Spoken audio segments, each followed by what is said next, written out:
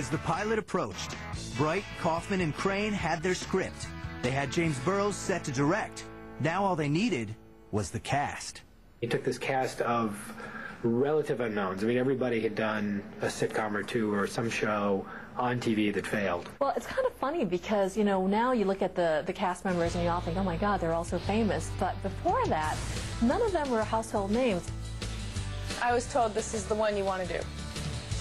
So. The first person that I thought of when I read the script was Lisa Kudrow for Phoebe.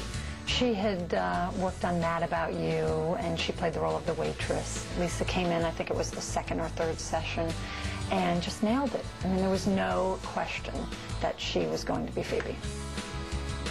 My first pick choice for Rachel was Taya Leone, and we sent her the script and she passed. And for Monica, we loved Janine Garofalo, and she passed. Wasn't for her. The producers actually had called Courtney Cox in and they wanted her to read for Rachel because, you know, she was the beauty. She actually was one of People's 50 most beautiful people in the world, and they thought she would be a natural for Rachel. And we really liked her, and we wanted her to test for the role of Rachel, but she kept saying she wanted to read for Monica. I wanted to play Monica because I thought that, for me, I just connected with her in a certain way. She knew she was that type A, domestic diva, organizational freak, and totally responded to that and asked them if she could read for it. But what happened was she came in for the role of Monica at the network and just blew everyone away. And she became instantly the dead mother who sort of sat everybody down and said, you know, look, who knows what's going to happen here, but the one thing we can get out of this is we can like each other. David Schwimmer, he wasn't interested in working on a sitcom because he just had a not so great experience and he just wasn't interested. My agents in Los Angeles said I should come out for this audition, and so I did, and it happened to be the same creators of this pilot I had auditioned for a year prior and did not get. Marta explained to David what the show was going to be about and where his character was going, and so we ended up flying David in and reading just for our executives at Warner Brothers, and then the network just approved him. Jennifer Aniston, she was in the TV version of Ferris Bueller, you know, playing the annoying sister. She could play a total bitch, but yet was still likable.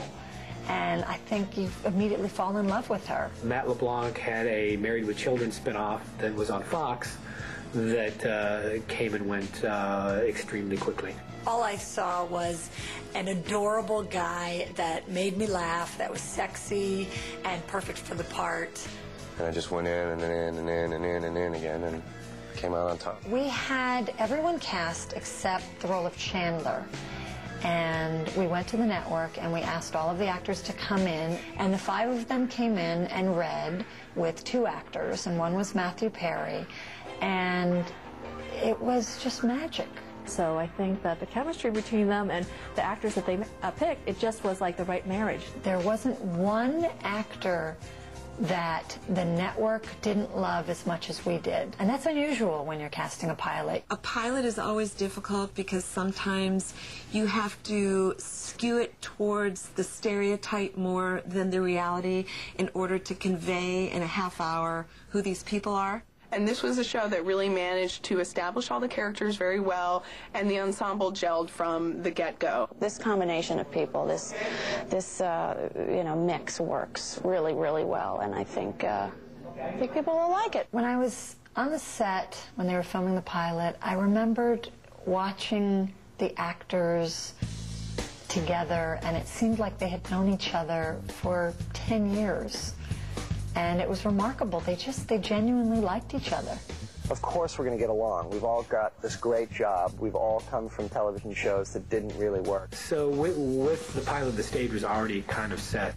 With the pilot in the can, the only question was, how would the audience react to the show? The first show that I saw was the pilot, and when I saw it, I thought, this is kind of boring. I don't really like it. In fact, a lot of people looked at it and thought it was pretty unspectacular.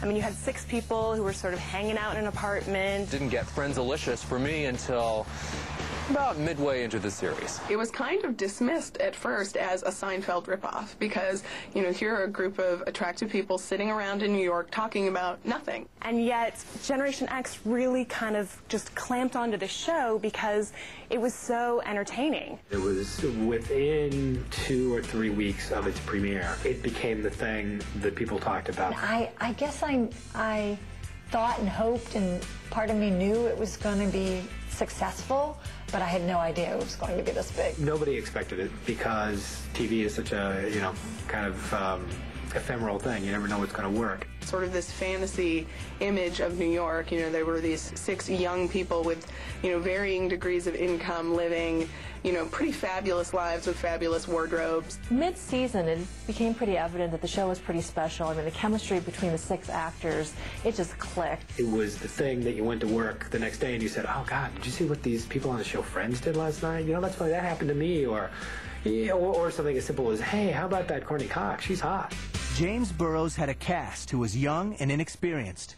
If they were going to succeed, they'd have to get along. Burrows had an idea on how to make that happen. The legendary story about Friends is that right after they got picked up by NBC, Jimmy Burrows, the director, took them all to Las Vegas. You know, you have to realize, other than Courtney Cox, these were sort of struggling actors at the time. And so to go to Vegas on a free trip, you know, they had the time of their lives. And apparently David Schwimmer was the big card shark, and he was winning money left and right. 10 hours of gambling and drinking and basically just teaching them how to bond. They bonded, and they came back, and they really were friends.